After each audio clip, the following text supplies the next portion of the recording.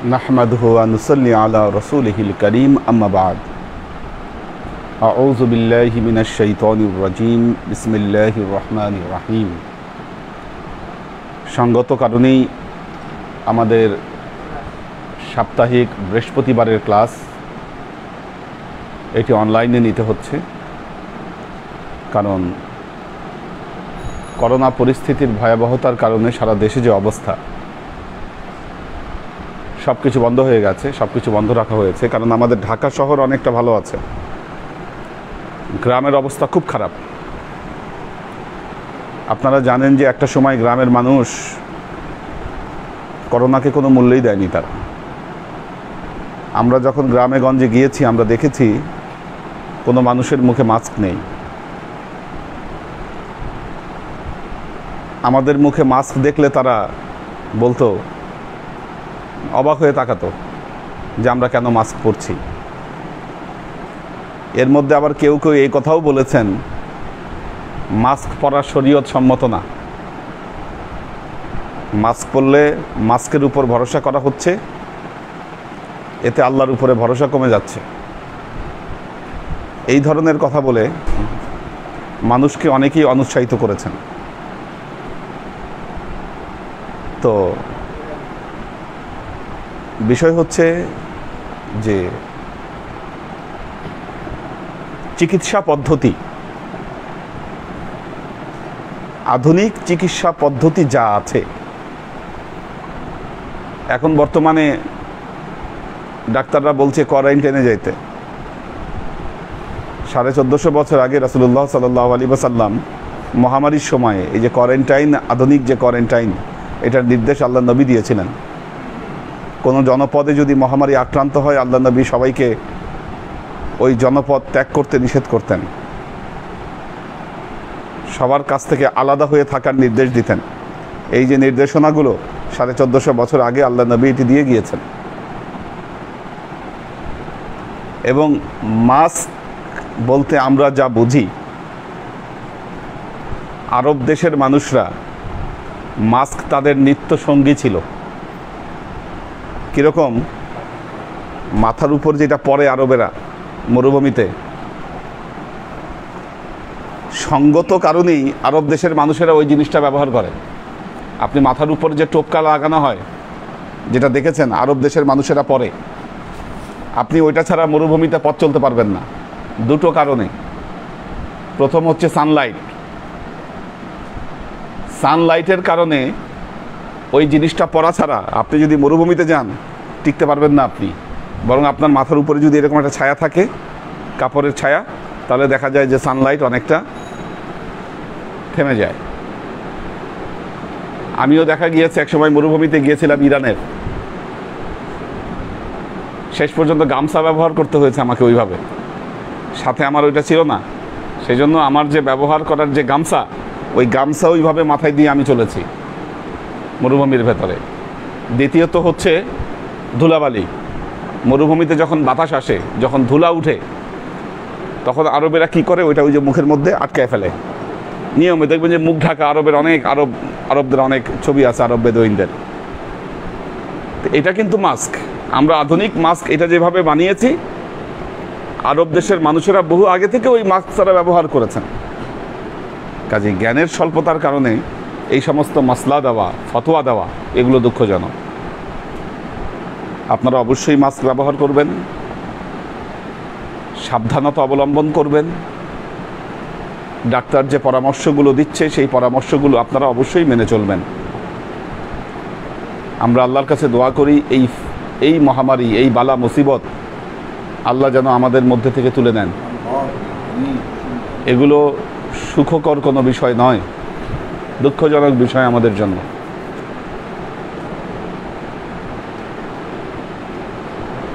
যে পরিস্থিতি যাচ্ছে শত বছরে বছরে মানুষ দেখে, কিন্তু আগের যুগে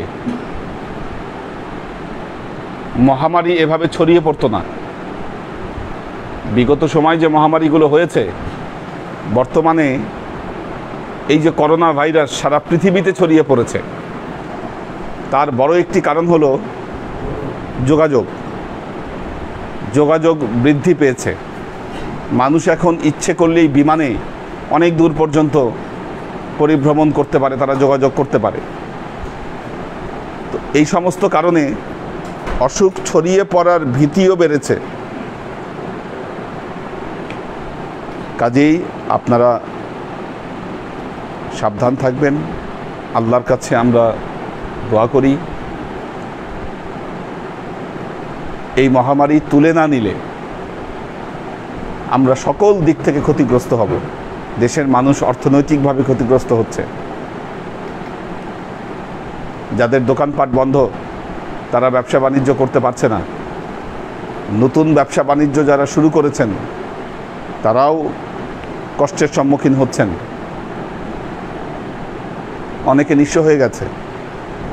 বহু মানুষ ঢাকা শহর ছেড়ে চলে গেছে যারা ঢাকা শহরে ছিলেন।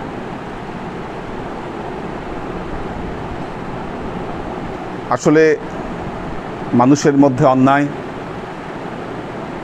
অবিচার, জুলুম সব কিছুই বৃদ্ধি পেয়েছে।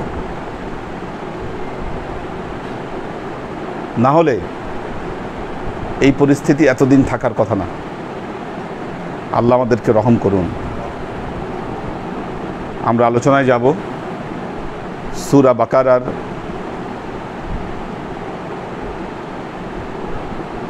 52 নম্বর আয়াত আজকে আমরা তাফসীর করব। এর আগে আমরা 51 নম্বর আয়াতে যে বিষয়টি জেনেছিলাম, আল্লাহ তাআলা মুসা আলাইহিস সালামকে 30 দিনের ওয়াদা করেছিলেন। এই জিলকদ মাসের 30 দিন, এরপর জিলহজ মাসের আরো 10 দিন বাড়িয়ে দেওয়া হয়। এই বাড়িয়ে দেওয়ার ফলে যেই কাজটি করলো বনি ইসরাইল, ইত্তেখাযিকুমুল ইজলা, তারা ইজেল গ্রহণ করলো। ইজেল এবং ইজলুন শব্দটি বলেছি, এটার একটার অর্থ হচ্ছে বাসুর। বাসুরকে ইজেল কেন বলা হয়? ইজলুন শব্দের শাব্দিক অর্থ হলো তাড়াহুড়া করা। কোরআনের আরেকটি আয়াতে বলা হয়েছে খুলিকাল ইনসানু আজুলা, এই শব্দটি বলা হয়েছে। আইন জিম লাল ইজলুন, যে খুব ছটফট করে, তাড়াহুড়া করে, সেটাকে এজেল বলা হয়। যেহেতু গরুর বাছুর বা ছাগল ছানা দেখবেন খুব তাড়াহুড়া করে, ছুটাছুটি করে, এই জন্য এগুলোকে এজলুন বলা হচ্ছে। সুম্মাত তাখাযতুমুল ইজলা মিন বা'দিহি ওয়া আনতুম যালিমুন। আল্লাহ বললেন, তোমরা এই গোবৎসের পূজা শুরু করলে এবং এই পূজা শুরুর মাধ্যমে তোমরা তোমাদের নিজেদের উপরে জুলুম করে ফেললে। এই আয়াতটি পরিপূর্ণভাবে ব্যাখ্যা করা হয়েছিল। আমরা এই আয়াতে যে জিনিসটি জানছি, আউযু বিল্লাহি মিনাশ শাইতানির রাজীম, বিসমিল্লাহির রহমানির রহিম, সুম্মা আফাউনা আনকুম মিন বা'দি যালিকা লাআল্লাকুম তাশকুরুন। আল্লাহ বললেন সুম্মা আফাউনা, এরপর যা হলো, সুম্মা অতঃপর আফাউনা, আমি আল্লাহ তোমাদেরকে মাফ করে দিলাম। কাকে বলছেন আল্লাহ এই কথাটা? বনি ইসরাইলকে বলছেন সুম্মা আফাউনা, অতঃপর আমি আল্লাহ তোমাদেরকে মাফ করে দিলাম, ক্ষমা করে দিলাম। দেখুন, আল্লাহ বান্দাকে বলেছেন লা তাকনাতু মির রাহমাতিল্লাহ, আল্লাহর রহমত থেকে কখনো নিরাশ হবে না। আরেক আয়াতে আল্লাহ বলেছেন আমাই ইয়াকুনাতু মির রাহমাতিল্লাহি ইল্লা দাল্লিন, পথভ্রষ্টরা ছাড়া অন্য কেউ আল্লাহর রহমত থেকে নিরাশ হয় না। কি সেই রহমত? রহমতটা কি? রহমত হলো মানুষ যতই গুনাহ করুক, যতই পাপ করে থাকুক, সে যখন তওবা করবে আল্লাহ তাকে মাফ করে দিবেন, ক্ষমা করে দিবেন, এই বিশ্বাস প্রতিটি মানুষের ভেতরে থাকতে হবে। এটা ভাবার কোনো কারণ নাই হায় হায় আমি এত বড় পাপী, আমি এত বড় অপরাধী, আমাকে মনে হয় আল্লাহ মাফ করবে না, সুতরাং আমার যা পাপ সেটা আমি করতে থাকি। বহু মানুষ সুপথে ফিরতে পারেন না শুধু এই কারণে, সে ভাবে আল্লাহ তাকে মাফ করবে না। অনেক মানুষ আছে তার ভেতরে এই ভাবোদয় উদয় হয় না যে না আমি ভুল করছি। এটা এক শ্রেণীর মানুষ, এরা হতভাগ্য। তাদের মধ্যে এই উপলব্ধি হয় না যে না আমি ভুল করছি, আমার পরিবর্তন আসা দরকার, আমি আমার নিজেকে পরিবর্তন করে ফেলি। এই অবস্থা বহু মানুষের মধ্যে আছে, তারা জীবনেও নিজেকে পরিবর্তন করতে পারে না। আবার কিছু মানুষ আছে তাদের মধ্যে এই উপলব্ধি হয়, তাদের মধ্যে এই ভাব উদয় হয় যে না আমি ভুল করছি, আমি অপরাধ করছি। এই ভাবোদয় হওয়ার পর তারা আল্লাহর কাছে মাপ চায়, তওবা করে এবং ভেতরে এই আশা রাখে যে আল্লাহ আমাদেরকে মাফ করে দিবেন।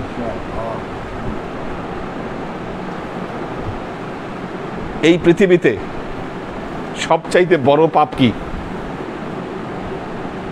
বলেন? শিরক করা। আল্লাহ বলছেন ইন্নাল্লাহা লা ইয়াগফিরু আই ইউশরিকা বিহি ওয়া ইয়াগফিরু মা দুনা যালিক। আল্লাহর সাথে শিরক করলে আল্লাহ সেটা ক্ষমা করবে না, আর বাকি সব গুনাহ আল্লাহ ক্ষমা করে দিতে পারে। এটা হলো সবচেয়ে বড় গুনাহ। বনি ইসরাইল এই গুনাহই করেছিল, গোবৎসকে আল্লাহ ভেবে তার পূজায় লিপ্ত হয়েছিল। কিন্তু যখনই তারা আবার তওবা করলো, আল্লাহর ইবাদতে ফিরে আসলো, আল্লাহ বললেন কি সুম্মা আফাউনা আনকুম, আমি তোমাদেরকে মাফ করে দিলাম। কাজেই আপনি বান্দা যখনই তওবা করবেন এই বিশ্বাস ভেতরে রাখবেন আল্লাহ আপনাকে মাফ করে দিবেন ইনশাআল্লাহ।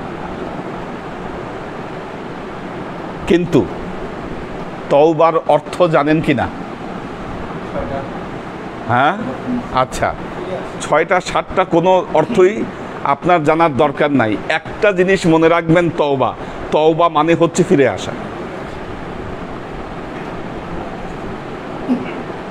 তওবা মানে এই না আল্লাহ আমাকে তুমি মাফ করে দাও, আল্লাহ আমাকে মাফ করে দাও, এইভাবে মাফ চাইলেন আবার আপনি ওই কাজ আপনি করলেন, এর নাম তওবা নয়। তওবা অর্থ হচ্ছে ফিরে আসা। মানুষের মধ্যে অনেক মানুষই আছেন যখন অপরাধ করেন, খারাপ লাগে, আল্লাহর কাছে মাফ চান, রোনাজানি করেন, আবার ওই কাজে লিপ্ত হন।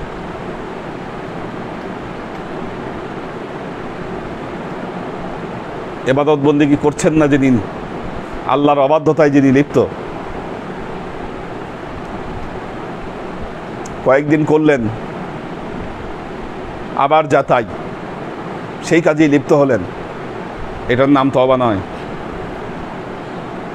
তওবা করতে হলে আপনাকে অবশ্যই আল্লাহর পথে পরিপূর্ণভাবে ব্যাক করতে হবে, ফিরে আসতে হবে তওবা করতে গেলে। সুম্মা আফাউনা আনকুম মিন বাদি যালিক, ওই ঘটনার পর, মানে বিইত্তিখাযিকুমুল ইজলা। তাফসীরে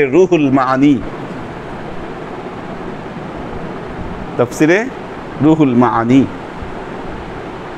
এটা লিখেছেন আল্লামা আলুসি। তাফসীরে রুহুল মাআনিতে বলা হচ্ছে ইত্তিখাযিকুমুল ইজলা, এই শব্দটি আসলে কেনায়া অর্থে নেওয়া হয়েছে, মেটাফোর অর্থে নেওয়া হয়েছে, যার প্রমাণ আমরা পাব 54 নম্বর আয়াতে, পরবর্তীতে 54 নম্বর আয়াতে এর প্রমাণ রয়েছে। তো আল্লামা আলুসি বলছেন ইত্তেখাযিকুমুল ইজলা মানে নফসের প্রবৃত্তি করা, নফসের অনুসরণ করা, নফসকে ইত্তেবা করা, কি নফসের ইচ্ছা অনুযায়ী চলা, এটাই হচ্ছে ইত্তেখাযিকুমুল ইজলা। কথাটা বুঝছেন কিনা?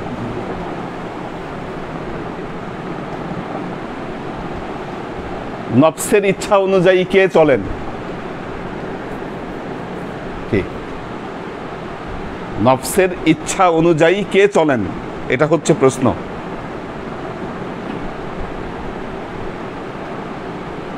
এই দুনিয়ার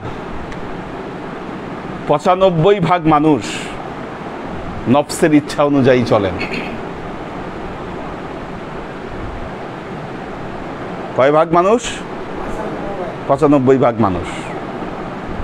খুব কম সংখ্যক মানুষই আছেন যিনি নফসের ইত্তেবা করেন না,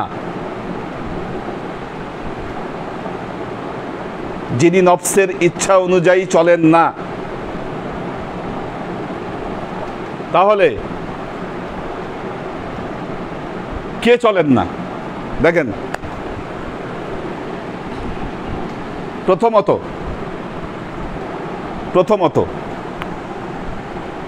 যার কোনো মুর্শিদ নাই, যার জীবনের কোনো নিয়ম নীতি নাই, যার জীবনের কোনো বিধি নিষেধ নাই, তিনি অবশ্যই তার নফসের ইচ্ছা অনুযায়ী চলছেন। নফসের ইচ্ছা অনুযায়ী চলা মানে কি? নিজের মনে যা চায় তাই করা, মনে যা ভালো লাগে সেই জিনিসটাই করা, এটাই হচ্ছে নফসের ইচ্ছা অনুযায়ী চলা। দেখা গিয়েছে আপনি হুজুরের হাতে মুরিদ হয়েছেন, আপনি আপনার মুর্শিদের হাতে মুরিদ হয়েছেন। মুরিদ হওয়ার পরে আপনি চিন্তা করেন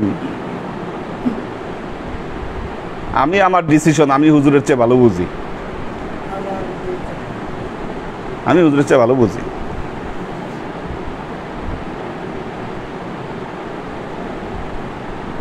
আপনার জীবনের সিদ্ধান্তগুলো আপনি নিজ ইচ্ছায় নেন। আপনার মুর্শিদের যে কথা আপনার মনোপুত হয় না, যে কথা আপনার মনোপুত হয় না,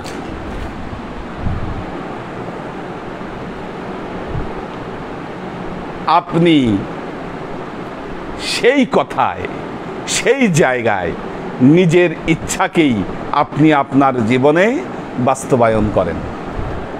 খুব খেয়াল করে শুনবেন বিষয়গুলো। কিন্তু আপনি নাম নিয়েছেন, আপনি মুরিদ, আপনি বয়াত নিয়েছেন, কি বয়াত নিয়েছেন আপনি। মনে চাইলে, আপনার যখন মনে চায় তখন আপনি আপনার মুর্শিদের সোহবতে আসেন, আর যখন মনে চায় না তখন আপনি আসেন না।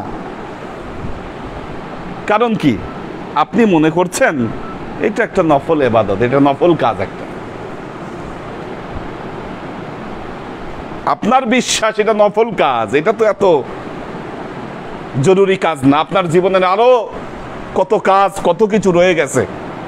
আপনার ব্যবসা আছে, আপনার চাকরি আছে, আপনি সেগুলা সামলাবেন না আপনি এই ক্লাস বলেন, বা আপনি এই যে আপনার কোরআনের ক্লাস বা আপনার তরিকতের ক্লাস, আপনি আপনার তরিকতের দায়িত্ব সেটা সামলাবেন, না আপনার দুনিয়ার এত কিছু আছে আপনি সেটাকে সামলাবেন?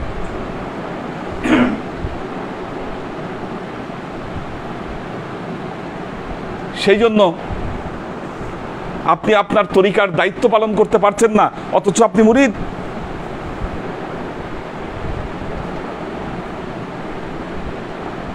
আপনার কাছে গুরুত্ব কেন কমে যাচ্ছে? কারণ আপনি দেখতেছেন সমাজের আর বাকি মানুষগুলা, কি সমাজের আর বাকি মানুষগুলা তো এরকম করছে না। কাজেই এই আয়াত নাজিল করে আল্লাহ বনি ইসরাইলকে জানালেন, বনি ইসরাইল, তোমরা যেভাবে স্বেচ্ছাচারিতার ইত্তেবা করেছিলা, ইত্তেখাযিকুমুল ইজলা, তোমরা তোমাদের নফসের ইত্তেবা করেছিলা,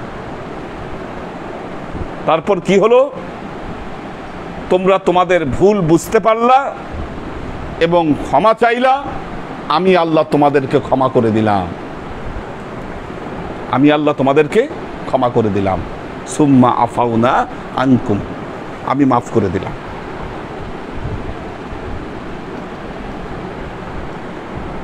দেখেন এটা যে কত বড় পাপ। মন মতো চলা, মন যা চায় তাই করা।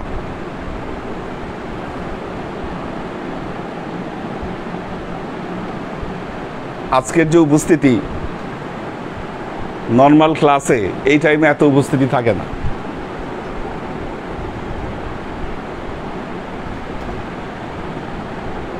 কেন? তখন দুনিয়া আপনাকে হাতছানি দেয়। আর আজকের ফ্যাক্ট কি? আজকে দুনিয়া নাই আপনার কাছে, আজকে দুনিয়া নাই, আজকে বাইরে ঘোরাফেরা নাই। কাজেই দুনিয়া যখন আপনাকে হাতছানি দেয়, আপনি আর আল্লাহর পথে চলতে পারেন না। কাজেই আপনি মুরিদ হয়ে আপনি আপনার নিজেকে বিচার করেন, আপনি কোন জায়গায় আছেন। দুনিয়া যখন হাতছানি দেয় আপনাকে, দুনিয়া যখন ডাক দেয় আপনাকে, আপনি আল্লাহর পথে স্থির থাকতে পারেন না। তাহলে কি করতেছেন আপনি? কোন পথে চলতেছেন আপনি? আপনি আপনার নিজেকে একটু বিচার করুন। সুম্মা আফাউনা আনকুম মিন বাদি যালিক। দেখুন পবিত্র কোরআনে হযরত ইউসুফ আলাইহিস সালাম, তিনি আল্লাহকে বলতেছেন, হযরত ইউসুফ আলাইহিস সালাম চিন্তা করে দেখেন, ওনার পুরো জীবনটাই ছিল সাধনার মতো। 30 বছর জেলখানায় কাটিয়েছেন যৌবনের। ছোটবেলায় বাপ মা থেকে আলাদা হয়েছেন। জুলেখা তাকে কত কুমন্ত্রণা দিল, তিনি সেই কুমন্ত্রণায় ধরা দেন নাই। তারপর তিনি আল্লাহকে বলছেন, ওমা উবাররিউ নাফসি ইন্নান নাফসা লাআম্মারাতুম বিসসু। আমি আমার নফসকে পবিত্র করতে পারিনি, তার কারণ হলো আমার নফস পাপের দিকে ধাবিত হয়। ওমা উবাররিউ নাফসি ইন্নান নাফসা লাআম্মারাতুম বিসসু ইল্লা মা রাহিমা রাব্বি। আল্লাহর আশিক ও সালেক বৃন্দ, আজকের যুগের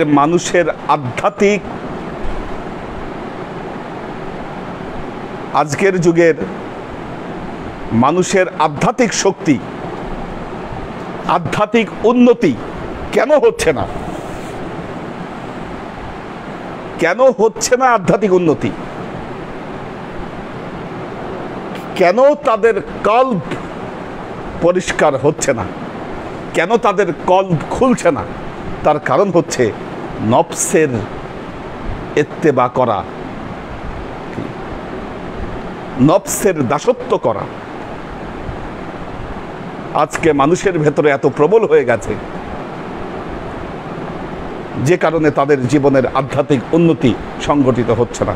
যতক্ষণ না পর্যন্ত মানুষ, মনে রাখবেন, যতক্ষণ না পর্যন্ত সালেক তার এই প্রবৃত্তির অনুসরণ বন্ধ করতে না পারবে, না তার ইহকালীন জীবনের কোনো নিশ্চয়তা আছে, না পরকালীন জীবনে তার মুক্তি আছে।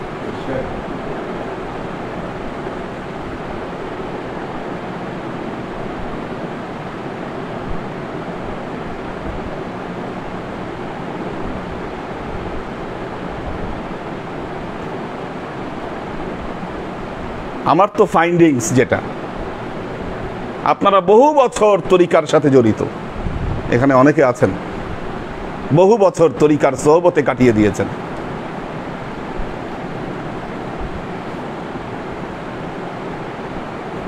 নিজের নফসের দাসত্ব থেকে অনেকেই মুক্ত হতে পারেননি।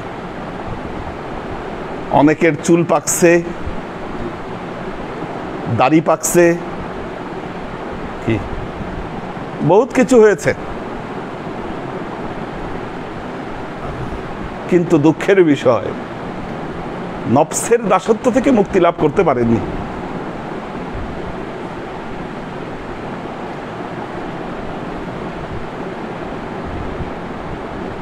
যতই হুজুরের নির্দেশনা থাক কোনো একটা বিষয়ে,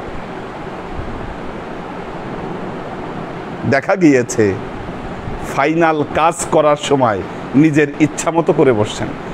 আপনার দুনিয়াবি জিন্দিগির কথা বাদই দেন, আপনার দুনিয়াবি জীবনের কথা বাদই দিলেন, দরবারে এসে যে কার্যক্রম করেন,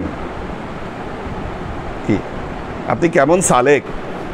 আপনার দুনিয়াবি জীবনের কথা বাদই দিলাম, দরবার বা হুজুর সংক্রান্ত যে আপনার কার্যক্রম, সেখানেও দেখা গিয়েছে আপনি যখন আপনার কর্ম সম্পাদন করছেন, আপনি আপনার নিজের মনের ইচ্ছা, নিজের প্রবৃত্তি, সেটাকেই আপনি মূল্য দিয়েছেন, সেটাকেই আপনি গুরুত্ব দিয়েছেন। বিইত্তিখাযিকুমুল ইজলা। বনি ইসরাইল তো সামেরির প্ররোচনায়, কি বনি ইসরাইল সামেরির প্ররোচনায় একটা বাছুরকে ধরেছিল। এই বাছুরকে ধরে তাদের নফসের দাসত্ব তারা করেছিল। আপনাদের সামনে তো বাছুর না, আপনারা তো এরকম শত শত বাছুরকে আপনারা কি গ্রহণ করে ধরে পড়ে আছেন।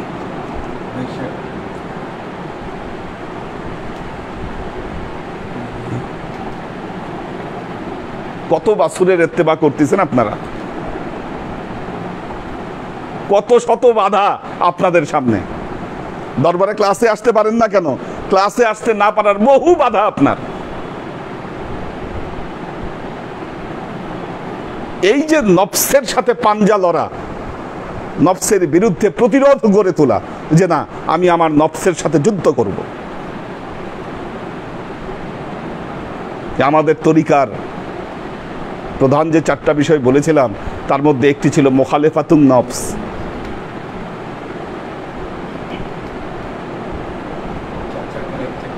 হ্যাঁ, 4 চাকার 1 চাকা, মুখালেফাতুন নফস। আপনার নফস দিনে দিনে শক্তিশালী হচ্ছে। আমরা যখন অলিয়া উলিয়াদের জীবন কাহিনী বলি, অলিয়া উলিয়াদের জীবন দৃষ্টান্ত আমরা দেই, অলিয়া উলিয়াদের গল্প বলি, সমস্যা হচ্ছে আজকে যখন আমরা অলিয়া উলিয়াদের গল্প বলি, যখন তাদের দৃষ্টান্ত দেই, তাদের আধ্যাত্মিক যে কারামতগুলা, সেগুলাই আমরা বেশি বর্ণনা করি। কিন্তু তাদের জীবনের যে রিয়াজাত, তাদের জীবনের যে সাধনা, এই সাধনাগুলো তো আমরা মানুষের সামনে তুলে ধরতে পারি না।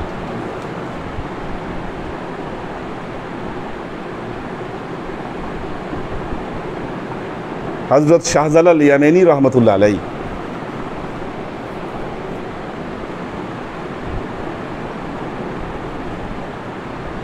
উনি ইবনে বতুতার সাথে ওনার সাক্ষাৎ হয়েছিল। সফরনামায় ইবনে বতুতা লিখেছেন, যিনি, মনোযোগ দিয়ে শুনেন। অনেক লম্বা ছিলেন হযরত শাহজালাল ইয়ামানী, অনেক লম্বা ছিলেন,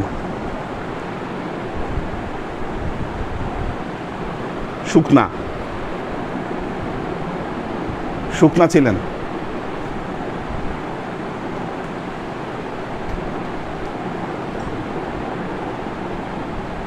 উনি এত কঠিন সাধনা করতেন, নর্মাল খাবার দাবার উনি খাইতেন না। নর্মাল খাবার দাবার উনি খাইতেন না।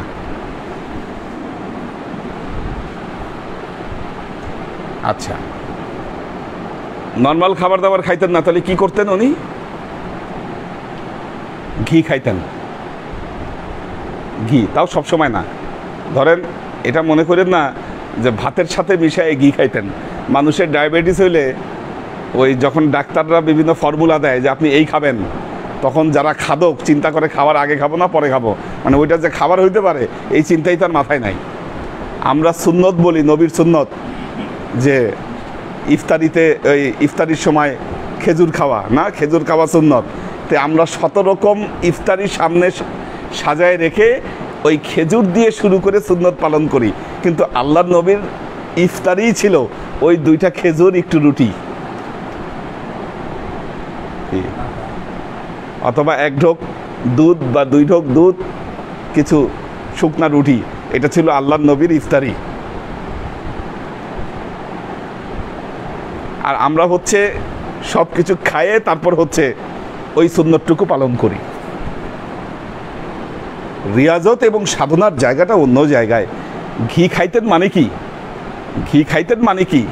এই ঘি খাওয়া মানে অনেক কিছু খাইয়ে তার সাথে ঘি খাওয়া, বিষয়টা তা না।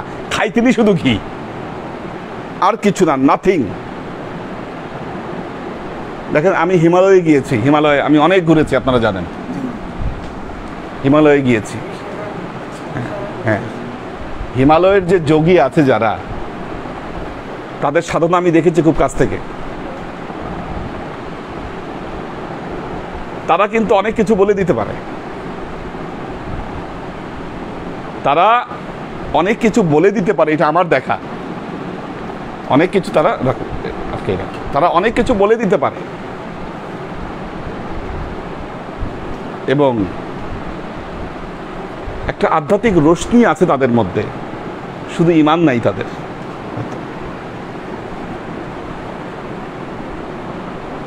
তাদের জীবনের সাধনাটা কেমন শুনলে অবাক হবেন।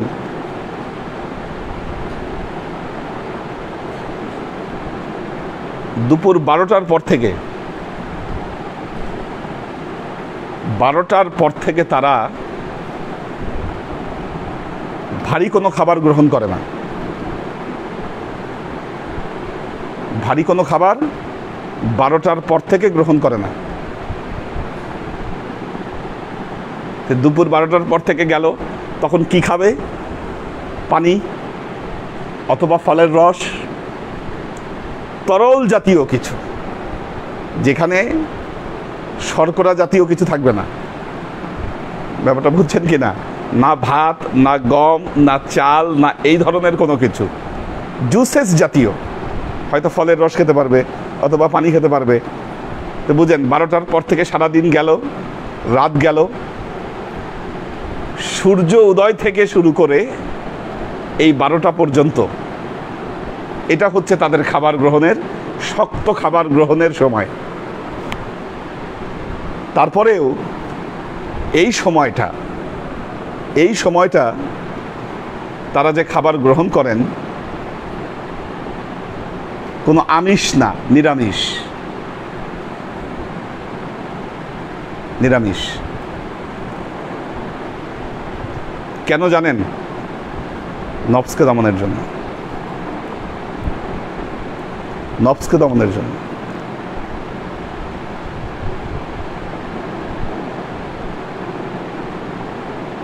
আর আমরা আমাদের খাবার যে রুটিন, আমাদের খাবার যে রুটিন, যে ফর্মুলায় আমরা খাওয়া দাওয়া করি, কঠিন ব্যাপার। সেটা বাদই দিলাম। আচ্ছা, খাবার আল্লাহর নেয়ামত, খাইতেই পারে না। আল্লাহ তো সব খাবার হালাল করেছে মুসলমানদের জন্য, কিন্তু এই যে নফসকে দমন করব, সেইভাবে খাদ্য গ্রহণ করব, এই খেয়াল আমাদের থাকে না। দরবারে যদি একটা খাবার আয়োজন হয়, যদিও আমি আপনাদের সামনে থাকি না, কিন্তু সব খবর কম বেশি আমি রাখি আপনাদের, কি করেন আর না করেন আপনারা। মাঝে মধ্যে মনে চায় যে এই সিস্টেমই বন্ধ করে দিই, খাবার দাবার না হোক, কিন্তু এটা মুসলমানদের ঐতিহ্য, এটাকে বন্ধ করারও কোনো উপায় নেই। মুসলমানদের ঐতিহ্য, এটাকে যে বন্ধ করব, বন্ধ করারও উপায় নেই। এটা নবীর সুন্নাত হয়ে আসছে, মৌলিয়া উলিয়াদের দরবারে তো এটা হয়েই আসছে, আজীবন হয়ে আসছে।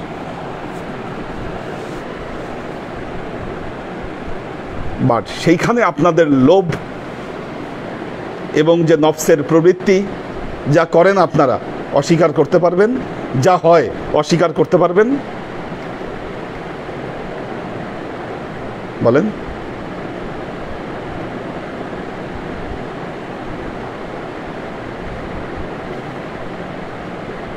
কেন? এই যে নিজের প্রবৃত্তি,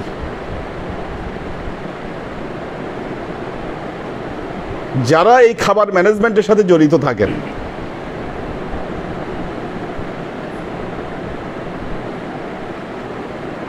তারা ধরেই নেন এটা কি ছেলেরা কি মেয়েরা। আমি উভয়ের সমালোচনা করছি। তারা ধরেই নেন আমরা কষ্ট করছি, আমরা কষ্ট করছি, তার মানে এটা আমি কিছু, এটার উপর আমার হক আছেই।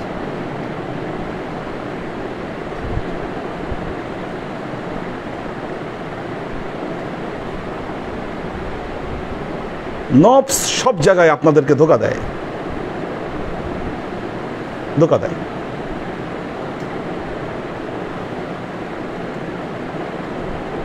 রিয়াজত এবং সাধনা ছাড়া আপনি বলবেন যে হুজুর আমি তরিকায় মুহাম্মদীর সাথে জড়িত, কিন্তু আমার আধ্যাত্মিক জীবনের বিপ্লব কেন ঘটছে না? বিপ্লব ঘটবে কেমনে? আপনি তো সাধক না, আপনি বিপ্লব ঘটাইতে চান না।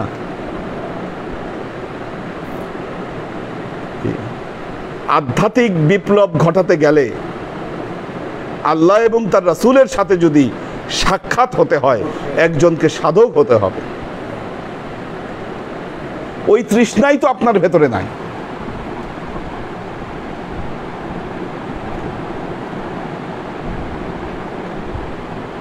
আজকে যে দরবার এবং খানকাগুলো বাংলাদেশে আছে, এই যে লক্ষ লক্ষ ওলিয়া উলিয়া যারা ইসলামের দাওয়াত নিয়ে বাংলাদেশে এসেছিলেন এবং এখানে তারা ইসলাম প্রতিষ্ঠা করে দেখিয়ে দিয়ে গেছে, তাদের দরবারে মানুষ এই তৃষ্ণা নিয়ে যেত যে হুজুর আমি আল্লাহকে পাইতে চাই। কি তাদের তৃষ্ণাটা কি ছিল? হুজুর আমি আল্লাহকে অর্জন করতে চাই, আমি আল্লাহকে পাইতে চাই।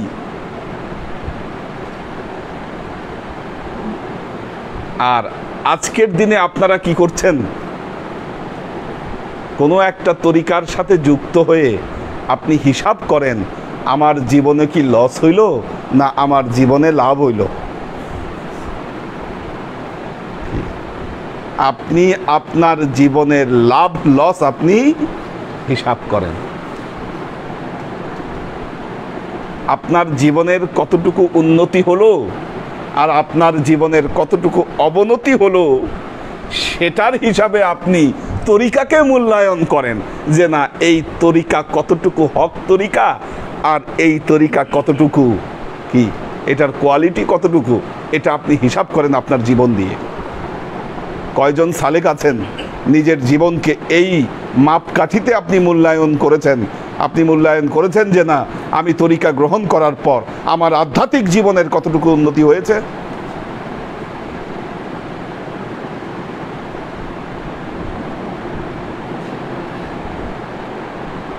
আর সেটার জন্য আপনি কতটুকু রিয়াজত, আপনি কতটুকু সাধনা করেছেন?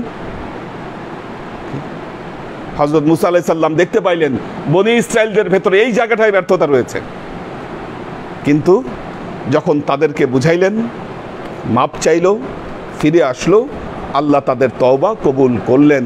সুম্মা আফাউনা আনকুম মিন বাদি যালিক। কেন? লাআল্লাকুম তাশকুরুন, যেন তোমরা শুকরিয়া আদায়কারী হতে পারো।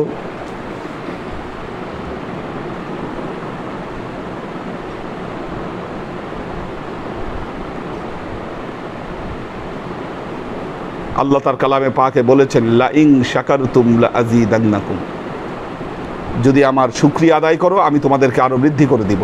ওয়ালা ইন কাফারতুম, আর যদি কুফরি করো তাহলে কি হবে? ফা ইন্না আযাবি লাশাদীদ, আমার শাস্তি হচ্ছে ব্যাপক, কঠিন শাস্তি আমার। শুকরিয়া কি করতে হবে? শুকরিয়া, শুকর। শুকরের বিপরীত শব্দ কি? কে বলতে পারবেন? না, এটা না লাগাই দিয়ে নেগেটিভ করা। হ্যাঁ, অ্যান্টোনিম আর কি। সিনোনিম হচ্ছে সমার্থক শব্দ, অ্যান্টোনিম হলো বিপরার্থিক শব্দ। এই বিপরার্থিক শব্দটা আমি জানতে চাচ্ছি যে কি সেটা। হ্যাঁ হ্যাঁ, শুকরের বিপরীত হলো কুফর। কি? কুফরের বিপরীত শুকর। বুঝতে পারছেন কিনা? লা ইন শাকারতুম লা আযীদান্নাকুম ওয়া লা ইন কাফারতুম শাকারতুম কাফারতুম। শুকরের বিপরীত শব্দ কুফর, কুফরি করা। কুফরির ব্যাখ্যা দিচ্ছিলাম সূরা আহজাবের আলোচনায়, যেটা আগামী ক্লাসে যদি হয়, বা এখন আসলে আমাদের কোরবানি যে কি অবস্থা হয় বা কোথায় যায় আমরা কিছুই বুঝতে পারছি না। এবার তো অনিশ্চয়তায় পড়ে গেলাম পুরো বিষয়টা নিয়ে। তো আল্লাহ ভালো জানেন, আল্লাহ যে ডিসিশন দিবেন আমাদেরকে। তো যা বলছিলাম, লাআল্লাকুম তাশকুরুন, যেন তোমরা, আল্লাহ বললেন তোমাদেরকে আমি মাফ করে দিলাম কেন? যেন তোমরা শুকরকারী হতে পারো।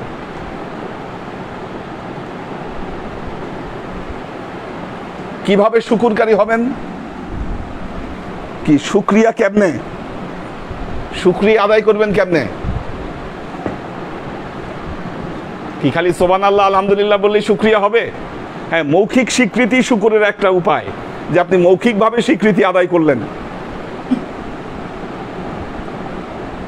আর তাকরিরু বিল লিসান, এটাও একটা শুকরের পদ্ধতি। সুবহানাল্লাহ আলহামদুলিল্লাহ বললেন, কিন্তু সুবহানাল্লাহ আলহামদুলিল্লাহ বলে কামে পরিণত করলেন না, কি ওইটা শুকর হবে না।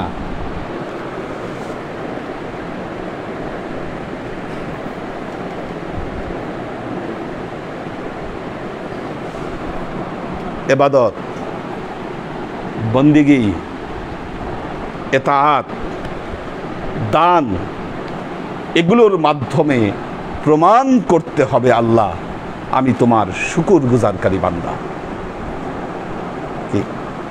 আমি তোমার শুকরগুজারকারী বান্দা।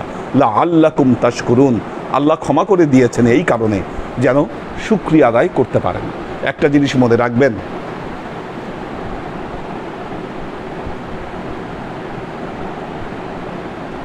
আপনাদেরকে আল্লাহ একটা তরিকার সাথে যুক্ত করেছেন। নিজের ইচ্ছায় হোক অনিচ্ছায় হোক, ভাগ্যের আবর্তনে হোক বিবর্তনে হোক, একটা তরিকার সাথে আপনারা যুক্ত হয়েছেন, বায়াত গ্রহণ করেছেন।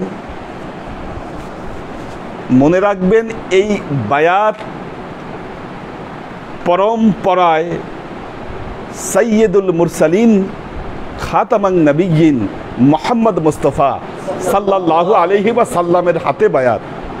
কি এই বায়াত ওনার এজাজতকৃত বায়াত। কি ওনার এজাজত প্রাপ্ত প্রতিনিধির হাতে বায়াত, যার মাধ্যমে আপনি তরিকার সাথে যুক্ত হয়েছেন।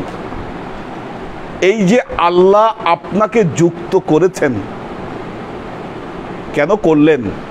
হয়তো আপনার জীবনের কোনো একটা কাজে আল্লাহ আপনার উপর সন্তুষ্ট হয়েছেন, সেই জন্য আপনাকে তরিকার সাথে যুক্ত করেছেন। যুক্ত হওয়ার পর আপনি যদি এর মর্যাদা রক্ষা না করলেন, তাহলেই কিন্তু লা ইন কাফারতুম, আপনি কুফরি করলেন। আর যুক্ত হওয়ার পর আপনার রিয়াজাত, সাধনা, ইবাদত, বন্দিগির মাধ্যমে আপনি যখন এগিয়ে আসলেন, তখনই প্রমাণ হলো আপনি এই নিয়ামতের শুকরিয়া আদায় করলেন।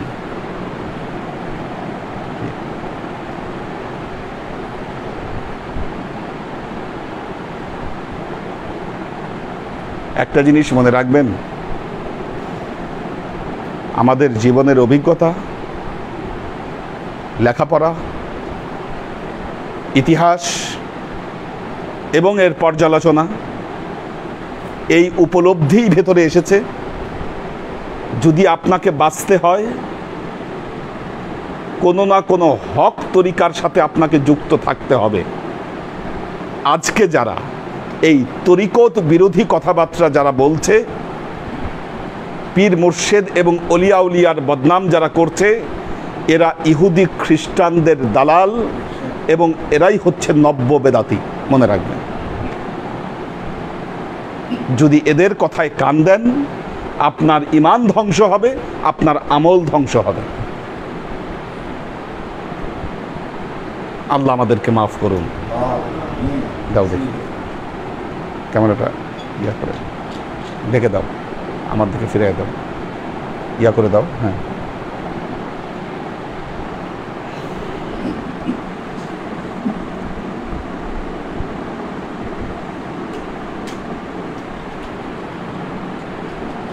ওমর শরীফ আছেন, আমাদের হাসিব ভাই আছেন,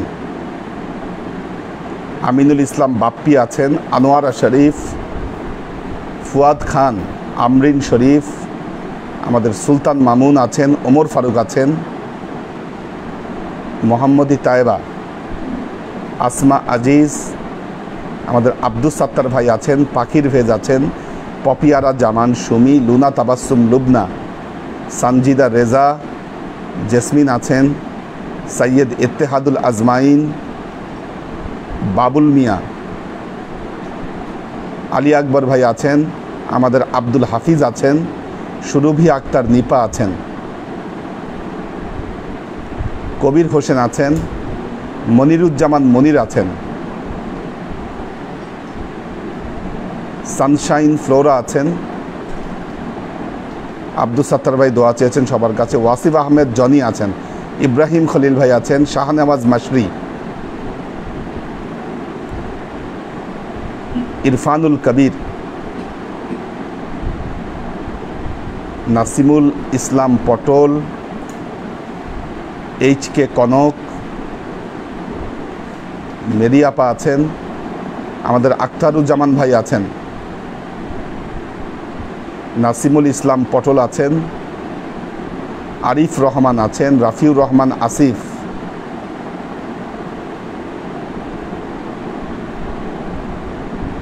ইয়াসিন কাজী, সায়েম আহমেদ আছেন, কোরবান আলী মালয়েশিয়া থেকে আছেন, মোহাম্মদ আবু জাফর আছেন, তোহফাল আবিব আছেন, AK আজাদ, তাহেরা তনু,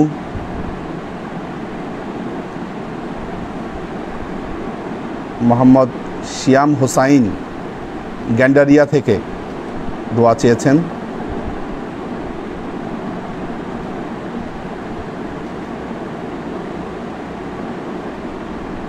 তাসনিম তাহের সিফাত, HK হানিফ, সোহেল খান, আমিনা ওয়াদুদ, ওনার পায়ে ব্যথা, উনি দোয়া চেয়েছেন, হাঁটতে পারছেন না, হঠাৎ করে ওনার পায়ে ব্যথা শুরু হয়েছে। মাহফুজুল হক উজ্জ্বল বলেছেন 2 দিন ধরে হালকা জ্বর এবং ঠান্ডায় ভুগছেন, দোয়া করবেন আল্লাহ যাতে মাফ করেন। আমিনুল ইসলাম বাপ্পি বলেছেন পরিবার পরিজন নিয়ে উনি ক্লাস করছেন। ডক্টর শওকত ওসমান আছেন, শাকেরা আফজারা আছেন। আল্লাহ সবাইকে ভালো রাখুন, সুস্থ রাখুন।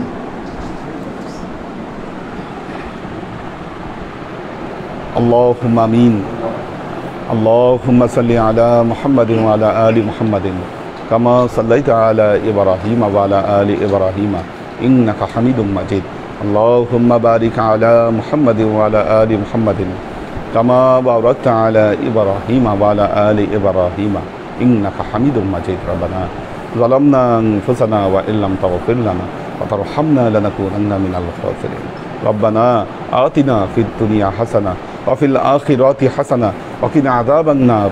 ربنا لا تزغ قلوبنا بعد إذ هديتنا وهب لنا من لدنك رحمة إنك أنت الوهاب اللهم إنك عفو تحب العفو فاعف عني يا غفور الرحيم الودود اللهم نور قلوبنا بنور الإيمان ونور قلوبنا بنور الإسلام ونور قلوبنا بنور الإحسان وزين أخلاقنا بنور محمد صلى الله عليه وسلم اللهم إنا نسألك علما نافعا رزقا واسعا عملا مقبولا شفاء من كل داء قلبا خاشيا ذهنا ذاكرا إيمانا كاملا توبة قبل الموت راحة عند الموت ونجاة بعد الموت اللهم إنا نسألك رحمتك في كل درجة فلاح في كل أمر ونعوذ بك من الشرك والشك والنفاق والبدعة ومن كل وسوسة الشيطان يا الله يا رحمن يا مالك আমরা এতক্ষণ তোমার দরবারে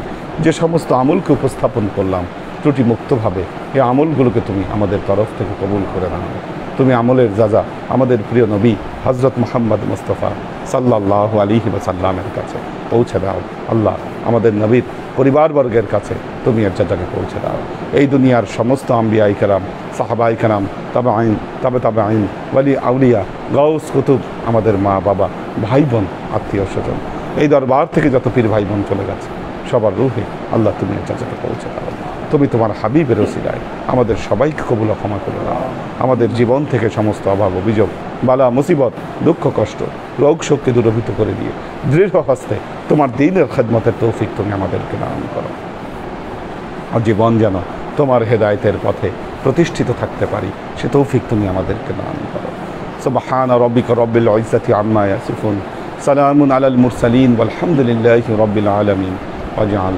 আখির কালিমাতিনা লা ইলাহা ইল্লাল্লাহ